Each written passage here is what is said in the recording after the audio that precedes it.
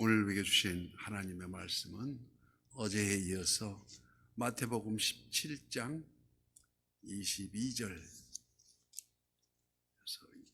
27절까지입니다. 마태복음 17장 22절부터 마지막 절까지 29쪽에 있습니다.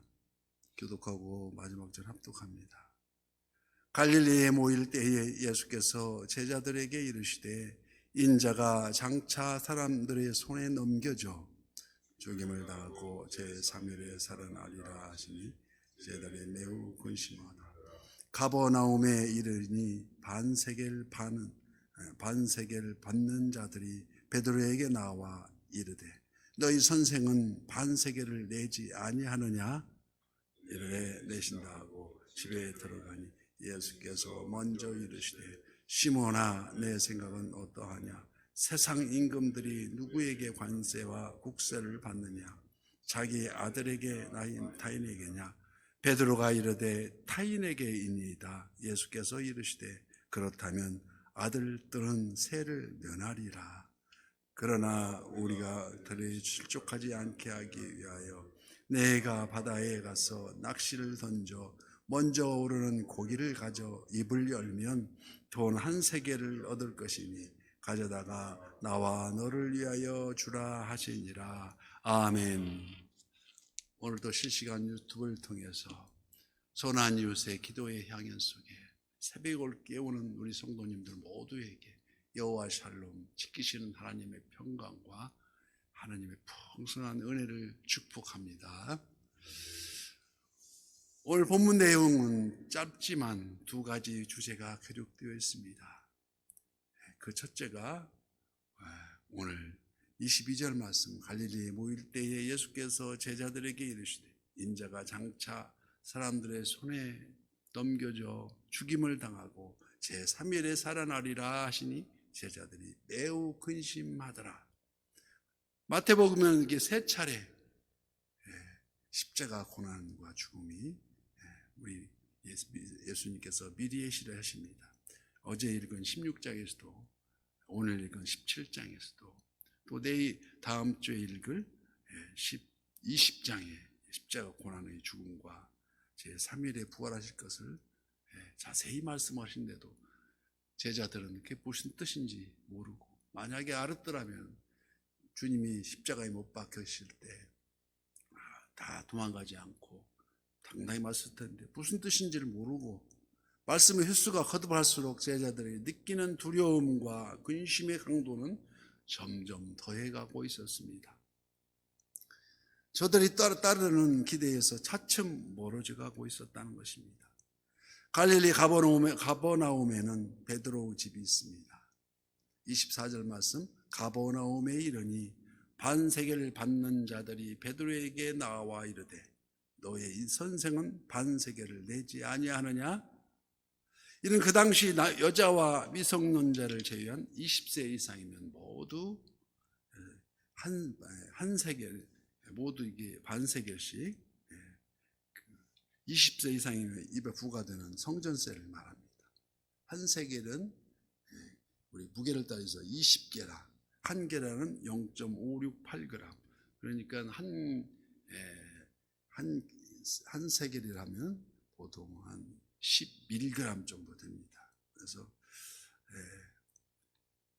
요즘에는 은이 흔하지만은 고대 그때 당시에는 은이 무척 귀한 때였습니다.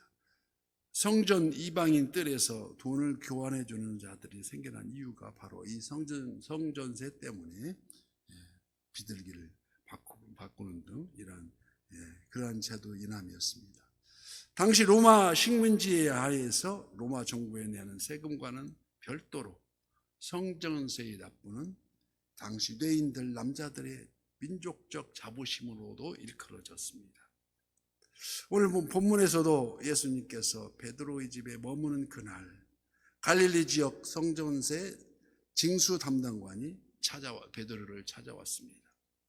당시 갈릴리 지역은 전례에 따라서 6월절에 이르기 한 달 전에 성전세를 징수하였으므로 이제 한 달 있으면 우리 주님이 점점 십자가 달리실 날이, 유월절 날이 다가오고 있음을 알 수 있습니다. 그 징수관이 질문하여 베드로가 대답하는데 25절 말씀에 이르되 내신다 하고 집에 들어가니 예수께서 먼저 이르시되 시몬아 내 생각은 어떠하냐? 세상 임금이 누구에게 관세와 국세를 받느냐? 자기 아들에게냐 타인에게냐? 물으십니다. 당시 제도에 의하면 국가는 왕의 소유로 왕이 왕자에겐 세금을 부과하지 않은 것 같이 당연하다는 것이 아니겠습니까?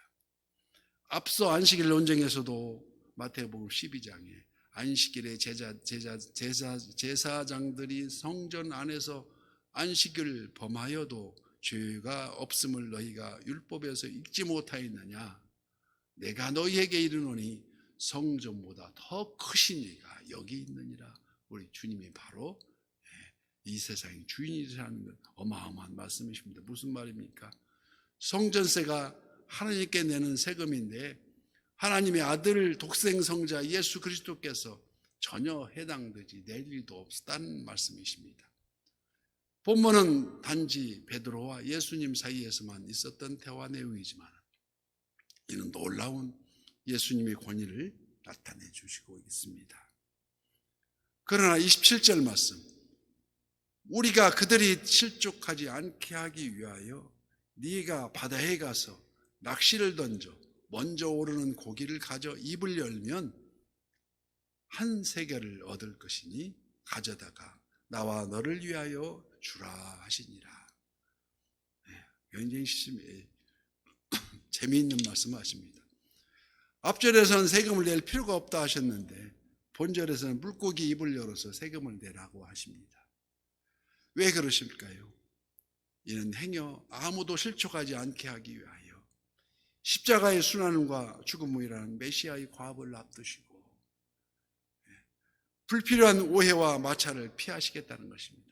시끄러움을 피하시겠다는 말씀입니다. 즉 온 인류의 구원을 위해서 자신을 인간의 몸으로 보내신 성부 하나님의 뜻에 온전히 순종하기 위해서 하물며 우리가 또한 내일 주일을 맞을 때일 것인데 복음에 부끄럽지 않도록 대의를 위해서 자신의 당연한 권리까지 포기할 줄 아는 우리 성도입니다. 특히 우리 선한 이웃의 모두가 되기를 주님의 이름으로 축복합니다.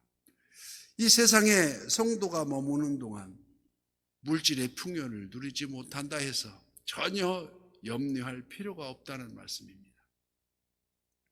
예수님은 성전세를 납부하셨는데 필요한 반세겔 돈족자 수중에 담지 않으셨으며 꼭 필요하시면 하나님께서는 어떤 방법으로든 물고기의 입을 열어서라도 필요한 물질을 채워주신다는 말씀이 아니겠습니까?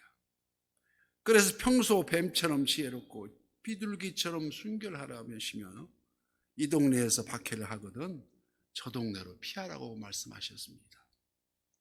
이에 대하여 사도 바울은 고린도전서 8장에서 그리스도인이 우상 제물을 먹어야 하나 먹지 말아야 하나 하는 논쟁의 관점에 대해서 이는 먹을 권한과 먹을 자유가 있지만 그것이 믿음이 약한 자로 하여금 걸림돌이 되지 않게 하라고 가르친 이 똑같은 내용의 말씀입니다. 오직 복음이 부끄럽지 않도록 자기의 권리와 자기의 자유 또한 포기할 수 있다는 것입니다. 왜 그렇습니까? 우리 하나님, 주 하나님 독생자 예수 날 위하여 오셨네. 내 모든 죄 사하시려고 십자가 지셨으나 다시 사셨네. 예수님 부활이 바로 산자와 죽은 자를 심판하러 오시는 우리의 부활이 되어서 이는 곧 영접하는 자, 곧 그리움을 믿는 자들에게는 하나님의 자녀가 되는 권세를 주셨으니 이는 혈통으로나 육정으로나 사람의 뜻으로 나지 아니하시고 오직 하나님께로부터 난 자들, 바로 우리도 하나님의 아들이니까 성전세 낼 필요가 없다는 것입니다. 이는 곧 바로 오직 하나님께로부터 난 자들이기 때문입니다. 특별히 오늘은 주님의 날을 예배하는 주일을 예배하는 그 예비하는 날로서 토요일 안식일 갈보리 십자가 보혈을 대속의 은혜로 이제는 아버지께 참되게 예배하는 자들은 영과 진리로 예배할지니라고. 그때가 바로 이때라 하신 아버지께서는 자기에게 이렇게 예배하는 자들을 찾느니라고 신령과 진정으로 예배를 드리라고 말씀하십니다. 오늘 이 아침도 복음이 부끄럽지 않도록 내가 거룩하니 너희도 거룩하라는 하나님의 성전을 거룩하니 너희도 거룩하라는, 조금 더 겸손하고 조금 더 양보하고 조금 더 인내하고 조금 더 정결하게 하나님은 영이시니 예배하는 자가 영과 진리로 예배할 수 있도록 이 교회의 주이신 나는 포도나무요 너희는 가지라, 실로 그러한 우리 주님의 말씀에 붙잡고 우리 주님이 나를 찬양하고 주님이 나를 예비하는 선한 유세 모든 지체가 되시기를 예수님 이름으로 간절히 축복합니다.